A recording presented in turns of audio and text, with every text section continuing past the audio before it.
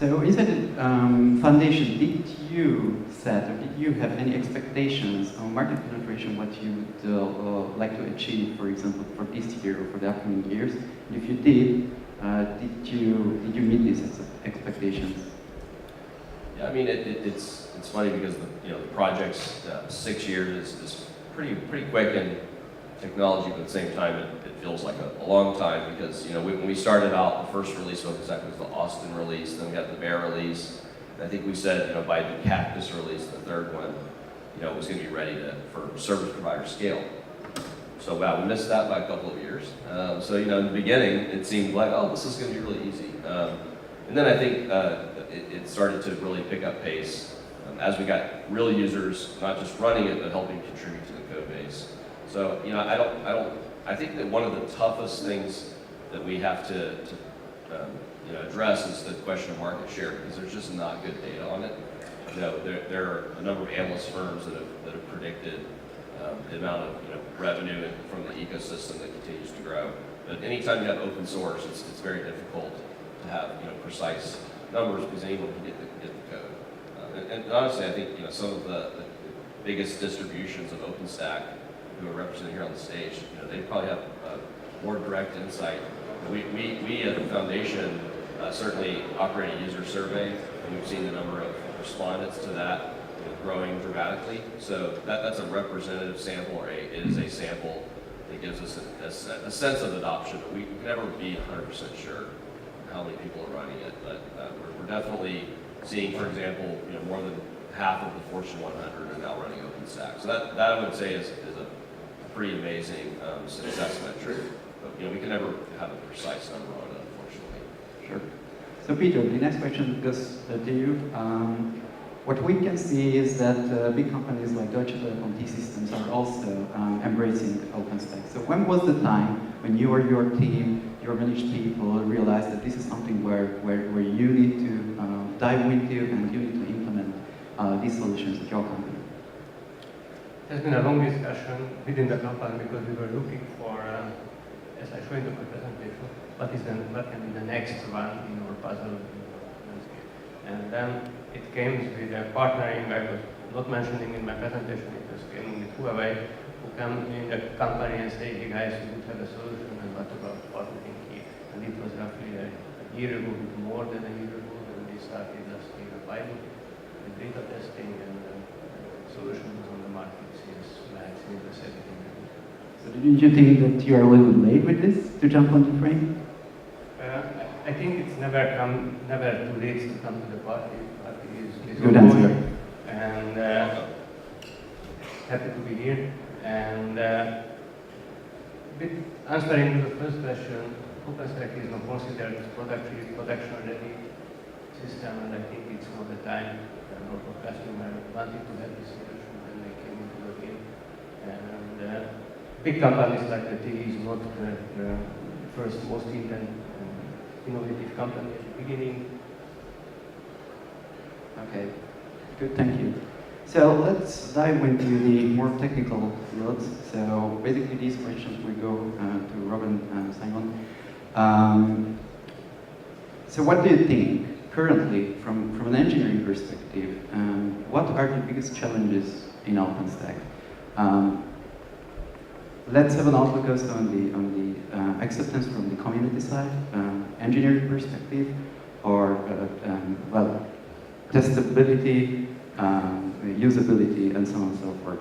So technically speaking, what are your companies facing when it comes to OpenStack right now? So it looks like I've got the mic.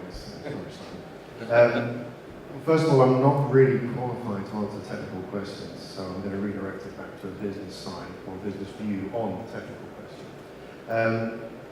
What I think, and it actually is linked to your first question, which is around where are we today with OpenStack and how do we progress. So I think if you look at the increase in production rollout, that's down to two factors. It's down to the OpenStack solution itself becoming more mature, and it's also down to our customers, all of our customers, understanding what it takes to deploy an OpenStack solution and to make it successful. So how do we bring those two closer together? Because to make an OpenStack solution successful, you need to have the right engineering expertise inside your organization, and you also need to make sure that you understand the right use cases and the right applications that you're moving onto that stack. Otherwise, you won't hit the right level of returns.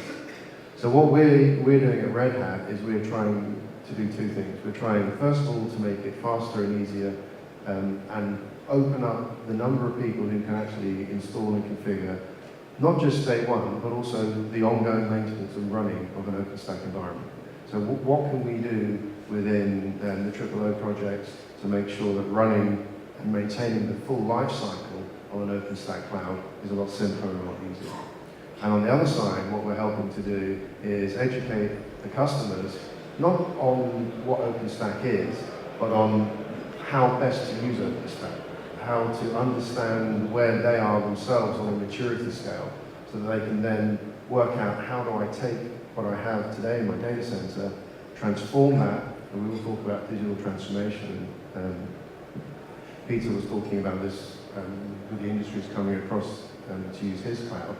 Where are they today, and where is the best place for them to go to next? And when it's OpenStack and when they're ready, then we move them on to that. So I'm sorry that wasn't a deep technical answer, but hopefully it was useful. Well, knowing a bit of the technical side of things, the major challenge is the same challenge everyone has within the open source community, and that's speed of change. The success of the OpenStack community has been its agility and its ability to solve real complex issues with technology. And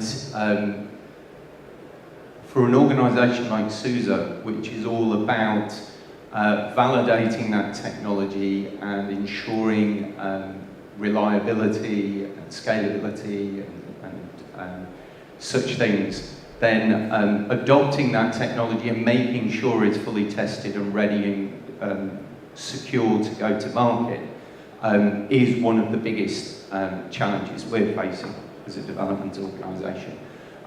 So we're using a lot of automation within our build structures, so a lot of rapid development, lots of sprints, and using automation testing in the background to make sure of the resilience of the platform.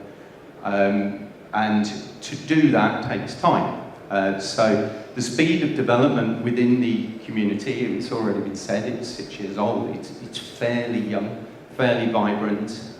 In my view, it's maturing, but it's still in its early 20s. And because of that, there is aspects to it which are developing very rapidly. And really I illustrated it with your incubation projects, the plethora or abundance of projects that come along which are solving specific technical requirements for smaller user groups. Lots of our customers are saying, well, I like that supported, I like that supported, and being able to incorporate that in an agile manner is quite testing. So our development teams are concentrating around that quite heavily, coming up with automation as a solution to do that. It's not a surprise we use automation. The whole idea behind OpenStack is software defined, so that works quite well for our development teams. But that certainly is an area of challenge. We have actually decided as an organisation on our supported product to move to a once-a-year release cycle. So we're actually leaping the target and moving on to Newton as our next release that we're going to release upon. We are going to backport, which is a common Linux approach to version backrevving as we move forward. But what that's allowing us to do is extend our supportability of a particular version to take the pressure out of upgrade cycles for enterprises who really need to test and make sure that things are ready for production when they're running very high availability platforms moving forward. Thank you. So year by year, we always, basically biannually, we always have this, these new buzzwords on the OpenStack Summit. It used to be AJ, then it worked. Then used to be containers, and it's software-defined network function virtualization. But nowadays, what we can see that containers is something which is solidly buzzing still. Everyone wants to use containers. We have these beautiful deployment tools with Kubernetes. Also, Google is jumping on this thing, right? So, what do you think? What are the customers' expectations towards a container-based cloud? Are they expecting it to be there? Do they want to use it? And what do you think? What are the advantages or disadvantages to offering containers over KVM-based virtual machines? Yeah, so I think that was directed at me. But I think that the first thing that is important to understand is that containers fundamentally are about applications and the needs of packaging applications with the dependencies they have. So they've become incredibly popular because developers have always struggled with taking the application through the lifecycle and making sure that by the time it gets into production, it runs the same way as it did on their laptop. And oftentimes the reason it doesn't is because of these little tiny configuration differences with all the different libraries and dependencies. So containers really hit at the heart of the developer experience and reproducibility and all the things that allow you to get to continuous deployment that people are excited about for speed. And so in some ways that is sort of tangential to infrastructure. I mean, yes, part of the end result is it's running on your infrastructure, which is cloudified, which is an OpenStack cloud in many cases. But really, it's about sort of the application layer more than the infrastructure layer. Now, there are things that we can do in the infrastructure layer within OpenStack to support the resource provisioning that any application is going to need, whether it's containerized or not. And that includes, working more closely with container orchestration engines, like a Kubernetes. But fundamentally, what that's doing is sort of describing the needs in terms of resources that the application has. So it's a little bit of a different focus. So I don't think it's necessarily a one-to-one comparison to say container versus virtual machine. That they're a little bit of a different animal. But in terms of what users want and what we can do to help them, what we see happening is users wanting to get one platform, one piece of software infrastructure layer foundation to lay down that has common authentication, common networking structures like Neutron, common networking API, and then within that they can support virtual machines, containers, and bare metal. So they're looking for a common layer so they don't have to create a whole cloud that's just for containers and create these islands in the data center. Because ultimately, what you'll end up having in your infrastructure is some things that are containerized, some that aren't. Sometimes the containers will run inside of virtual machines, sometimes they won't. So it's not, there's never going to be that one final technology that solves everything. I think Jonathan Bryce talked about this in his keynote in Austin, which is, technology industry, we've been promising people forever. This next technology, this is the one that's going to simplify and solve all your needs. And it's actually not true. It's never once become true. Things are only getting more complicated, and the diversity of use cases and technologies that you need to integrate with is growing, it's not shrinking. So an integration engine approach, which is kind of the OpenStack philosophy, how it's architected and be pluggable and so forth, and to work with different ecosystems, that's the approach that I think makes sense. And a container just becomes another example of that we get integrated. Okay, I'm very happy that these things are heading into this direction. So if we are talking about interoperability and compatibility, then it will boil down to another buzzword, hybrid clouds. And this is an inconvenient question for Red Hat and Solid. You are in a competing market, of course. You want to exactly. You want to win your customers, but most probably those customers don't want to be vendor locked in. So if it comes to hybrid cloud, and I understand that you both are deploying OpenStack clouds, what can a user expect if he or she wants to have a hybrid approach with both of your company's clouds?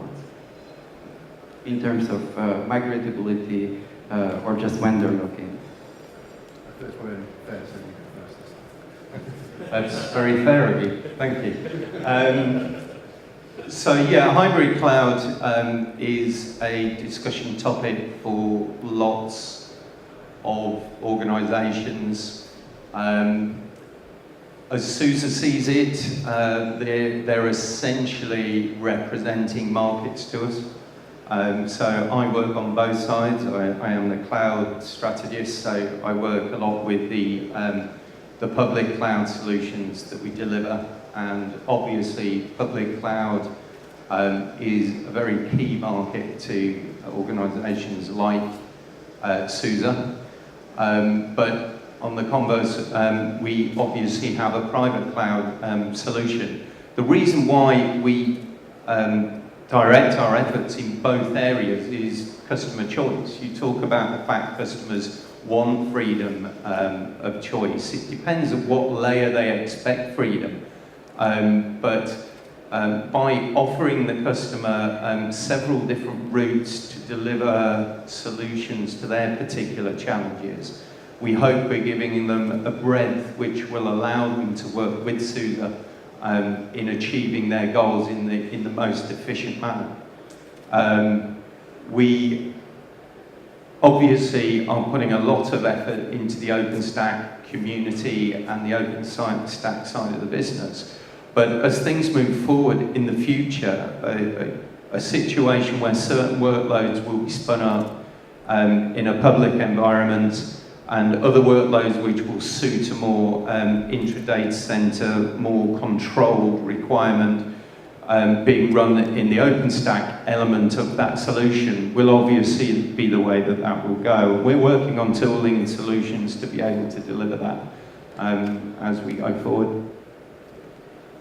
And from a Red Hat perspective, so we only deal with open source. So when we acquire a company which has a closed solution, we take that and we open source the code. It's very noble. We thank you. It's been the way of the company from the very beginning, and it will always continue that way. And what that means is we're always working to remove those fears of vendor lock-in. So yes, OpenStack is a very large part of what we're taking to market today, but we also acquired a company called ManageIQ, which is, and the productized version of that is called CloudForms. And that sole purpose is to enable customers who want to run a hybrid cloud solution in an open fashion. There is no vendor lock-in per se. You have the subscriptions, and if you want to go, you can go. There's no real time. Good. This is the answer what we wanted to hear. But the reason hybrid is so important is because, and this goes back to the question around Kubernetes. When you asked that question, I had a mental image of CTOs and CIOs all around Europe banging their head against the desks. And crikey, we've only just managed to sort out virtualization. We were just getting cloud sorted, and now you're bringing containers and Kubernetes. How am I going to manage that? The way they manage that is with a hybrid cloud solution. Then they don't have to cut and dry and move across from one technology to another. They can transform their business at the speed that their business is prepared to transform it. So a solution like CloudForms and Ansible help them transform those early stages so that when, as a customer, they're ready for OpenStack, they can plug that into that framework and then start to move and gain the value from OpenStack. So whether it's an internal private cloud, whether it's a virtualization stack, or whether it's one of the big public cloud vendors, Amazon or Azure, you can do all of that with the CloudForms solution. That's really good to hear. Thank you very much. So we already ran out of time. I want to have a last 1 minute question for Peter. As someone from this area, I'm interested in your opinion and your impression on how the acceptance of OpenStack is in Hungary, in Eastern Europe, because you probably know this better amongst all of us, because you are working on this competitive area.